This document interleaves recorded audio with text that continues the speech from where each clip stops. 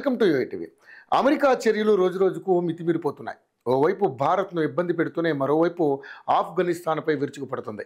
భారత్ను టారిఫ్ ఆంక్షలతో కట్టడి చేయాలని చూస్తున్న అమెరికా ఆఫ్ఘన్ నుంచి ఏకంగా భూభాగాన్ని లాక్కోవాలని చూస్తోంది.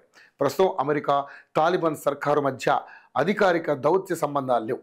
2 ఏళ్ల కిందట ఆఫ్ఘనిస్తాన్కు వచ్చినటువంటి అమెరికా టూరిస్టు కిడ్నాప్కు గురయ్యాడు. ఇతర దేశాల చర్చల తర్వాత అతడిని 2025 మార్చిలో రిలీజ్ చేశారు.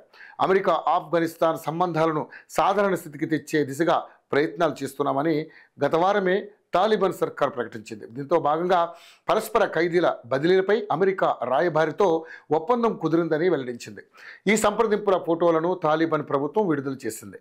అందులో తాలిబాన్ విదేశాంగ మంత్రి అమీర్ ఖాన్ ముత్తకి, అమెరికన్ బందీల విడుదలకు ట్రంప్ నియమించినటువంటి ప్రత్యేక రాయబారి ఆడమ్ బొహ్లేర్ ఉన్నారు. ఇదిలా ఉండగానే ఆఫ్ఘనిస్తాన్లోని అమెరికా సైనిక కార్యకలాపాలకు ముఖ్య కేంద్రంగా ఉన్న రాజధాని కాబూల్ సమీపంలోనే బాగ్రామ్ వైమానిక స్థావరం స్వాధీనంపై సోషల్ మీడియాలో అధ్యక్షుడు ట్రంప్ హెచ్చరిక జారీ చేశారు.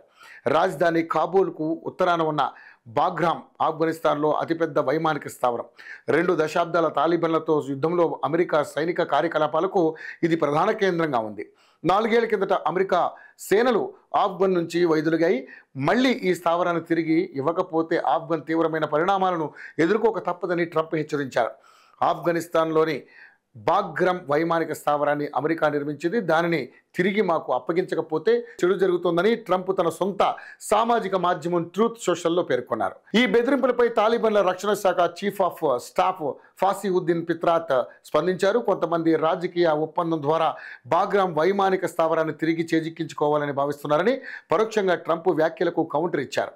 బాగ్రామ్ వైమానిక స్థావరాన్ని స్వాధీనం చేసుకోవడానికి ఇటీవల కొంతమంది ఆఫ్ఘన్తో చర్చలకు ప్రయత్నించారు. మా భూభాగంలోని ఒక్క అంగుళంపై కూడా ఒప్పందం సాధ్యం కాదు, మనకు ఎలాంటి ఒప్పందం అవసరం లేదని తెగేసి చెప్పారు. ఆఫ్ఘన్ ప్రాంతీయ సమగ్రత, స్వతంత్రతకు మాకు ఎంతో ముఖ్యమని స్పష్టం చేసింది.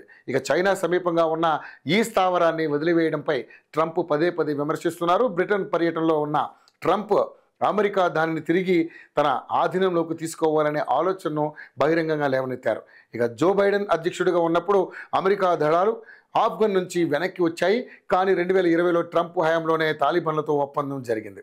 ఇందులో భాగంగా జూలై 2021లో అమెరికా నాటో దళాలు బాగ్రామ్ నుంచి వైదొలిగాయి.